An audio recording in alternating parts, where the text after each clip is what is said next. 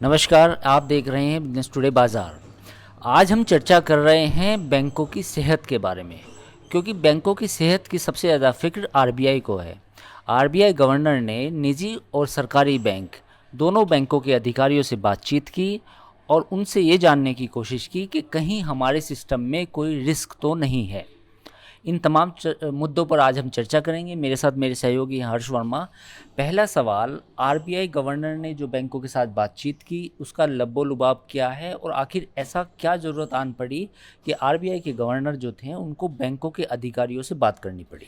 Sir, ये जो चीज़ है ना, ये मतलब आप सोचिए कि पिछले 1 साल से हम लोग देखें तो बैंकिंग सिस्टम की बात करें, चाहे क्वार्टरली रिजल्ट्स को देखें, आप परफॉर्मेंस को देखें बैंक के, या शेयरों के अब एप्रिसिएशन को देखें, सब बहुत शानदार चल रहा है। मतलब एकदम बढ़िया स्टोरी चल रही है बैंकिंग की बात की जाए। लेकिन अचानक से आरबीआई गवर्नर ने एक बैठक करी, और वो बैठक जो करी वो सरकारी के साथ-साथ प्राइवेट बैंक के बोर्ड्स के साथ करी। और ये अपने आप में एक चौंकाने वाली बात थी, क्योंकि ये बैठक जो थी वो तो ठीक है कि आप सेहत को चेक करें, लेकिन इसके साथ जब आरबीआई गवर्नर ने कुछ बातें कही तो उसके बाद से ही एक माहौल सा बन गया कि भाई क्या चल क्या रहा है आखिर बैंकिंग सिस्टम में। उन्होंने साफ तौर पे बोला गवर्नेंस गैप देखने को मिल रहा है। जी हाँ, आरबीआई गवर्नर ने बोला कि गवर्नेंस गैप देखने को मिल रहा है, और इसी को लेकर उन्होंने 2-3 चीज़ें और कहीं। उनका साफ तौर पे कहना था कि आने वाले दिनों में जिस तरह का गवर्नेंस गैप देखा गया वो खास तौर पे एनपीए को लेकर, नॉन परफॉर्मिंग एसेट्स को देख लेके, यानी जो डूबे हुए लोन होते हैं उसको देखकर देखा गया है। और आने वाले दिनों में ऐसा भी देखा जा सकता है कि कहीं कोई परेशानी ना खड़ी हो जाए। मतलब इस तरीके से उन्होंने जो 3-4 बातें कही वो मैं आपको बताता हूँ। उन्होंने साफ तौर पे पहले बोला कि जो वित्तीय प्रदर्शन को बेहतर या अच्छा दिखाने के लिए जो है वो बेसिकली स्मार्ट अकाउंटिंग की मदद ली जा रही है, यानी आंकड़ों की बाजीगरी। यानी कि जो एनपीए हैं आपके, जो आपका जो बैड लोन है या फिर वित्तीय प्रदर्शन, अपने अच्छे रिजल्ट्स को दिखाने के लिए आप स्मार्ट अकाउंटिंग का आप मदद ले रहे हैं। दूसरी उन्होंने एनपीए पे क्या बोला, उन्होंने बोला जो स्ट्रेस लोन है, जो आपका डूबा हुआ कर्ज है, उसमें जो है उसके स्टेटस को और मतलब उसको कम दिखाने के लिए जो 2 लैंडर्स हैं, यानी कि जो 2 बैंक हैं, वो आपस में ही कुछ ना कुछ नेगोशिएट करके कुछ तरह की चीज़ें जो तिकड़मबाजी है वो देखने को मिल रही है। एक मिनट में आपको रोकना चाहूँगा। मुझे लगता है कि शायद किसी बैंक का नाम शायद उन्होंने नहीं लिया, पर उनका इशारा साफ तौर पे था कि कुछ बैंकों ने तो ऐसा किया है। हाँ, उन्होंने किसी भी बैंक का नाम नहीं लिया। ये आने वाले देखना होगा कि कौन से ऐसे बैंक निकल के आते हैं, और हम लोग आपको अपडेट करेंगे भी लगातार। लेकिन जो ये चीज़ें उन्होंने जो गवर्नेंस गैप की बात करी, मैं वही बता रहा था कि ये अपने आप में शब्द ही बहुत भारी भरकम है, क्योंकि अमेरिका में हम लोगों ने देखा है लगातार बैंक कैसे कोलैप्स हुए हैं, बैंक कैसे डूबे, और ऐसे वक्त में आरबीआई को लेकर ये बहुत बड़ी चिंता का विषय है कि कहीं कोई भी फेलियर, कहीं कोई भी चूक नहीं होनी चाहिए। तो सिस्टम रिस्क नहीं होना चाहिए। तो सबसे पहली चीज़ मैंने आपको जो बताई कि वित्तीय जो प्रदर्शन है उसको बेहतर दिखाने के लिए स्मार्ट अकाउंटिंग की बात कही उन्होंने। दूसरी उन्होंने कही कि बेसिकली स्ट्रेस लोन को कम करने के लिए ये जो 2 लैंडर्स हैं वो आपस में ही कुछ ना कुछ खेल कर रहे हैं। तीसरी उन्होंने कही कि जो अच्छे कर्जदार हैं वो जो खराब कर्जदार के साथ मिलकर जो है वो बेसिकली लोन को रिस्ट्रक्चर कर रहे हैं, यानी कि यहाँ पर भी कुछ चीज़ें चल रही हैं। उसके बाद ही उन्होंने एक चीज़ लाइन और ये कही कि यहाँ तक कि जो अगर लोन को जो एनपी है उसको कम दिखाने के लिए सब्सिडरी को लोन बांटे जा रहे हैं, यानी कि यहाँ पर भी कुछ चीज़ों में बदलाव किया जा रहा है। यानी जो आरबीआई का साफ तौर पे कहना था कि भाई इस तरह का जो गवर्नेंस जो बेसिकली गैप है वो इन्हीं चीज़ों में एनपीओ को लेकर साफ तौर पर आ रहा है। ये तो पहली चीज़ हुई सर। अच्छा, मैं दूसरा सवाल वही पूछने वाला हूँ आपसे। एक चीज़ ये बताइए कि जो बैंकों के जो उन्होंने एनपीए को लेकर खास तौर पे बात की, तो एनपीए तो काफ़ी बैंकों के रिजल्ट आए जो आपने कवर भी किए हैं। ज़्यादातर बैंकों के, एक दो बैंक को छोड़ के ज़्यादातर बैंकों के शानदार रिजल्ट रहे हैं।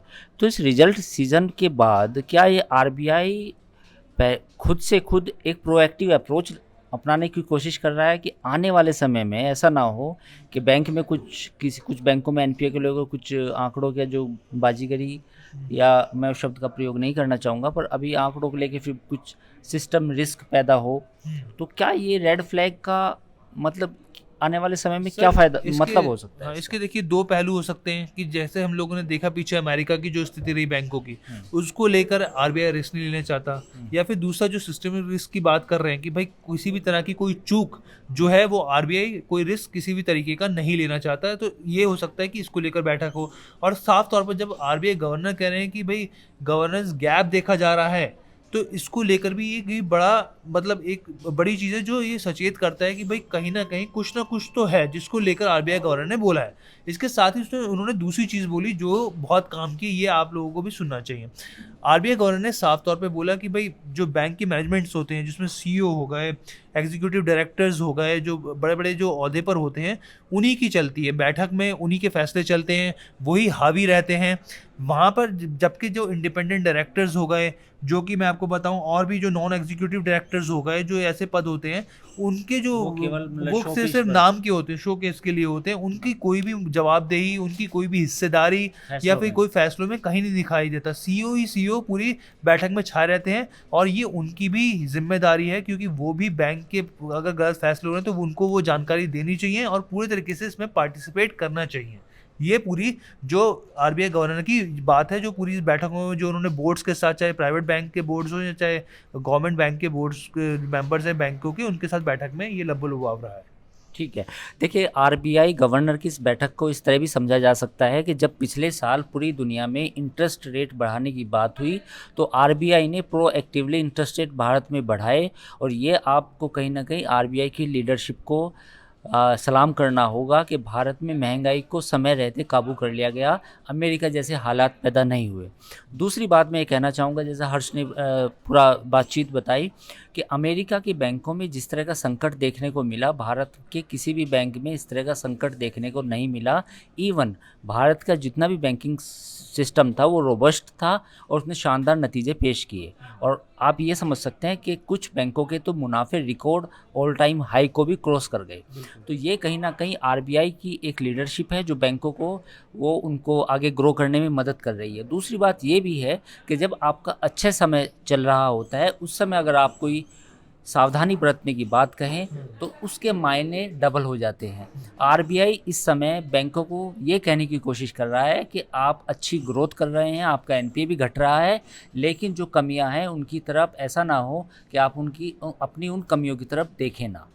मुझे लगता है कि यही बिल्कुल उन्होंने साफ तौर पे यही मानना है क्योंकि जिस तरीके से एक मोमेंटम चल रहा है वो मोमेंटम बरकरार रहना चाहिए। आगे भी बैंकिंग ग्रोथ स्टोरी आगे भी दिखनी चाहिए क्योंकि उनका जीडीपी में बहुत बड़ा योगदान है और बहुत सारी चीज़ें जो ऐसे पूरे सिस्टम, क्योंकि हम लोगों ने देखा पीछे अमेरिका में क्या स्थिति, तो आरबीआई साफ तौर पर चाहता है कि जो मोमेंटम अभी भारतीय बैंकों का परफॉर्मेंस है वो आगे भी जारी रहना चाहिए। बिल्कुल। बिजनेस जगत की तमाम ऐसी बड़ी खबरों के लिए आप देखते रहिए बिजनेस टुडे बाजार।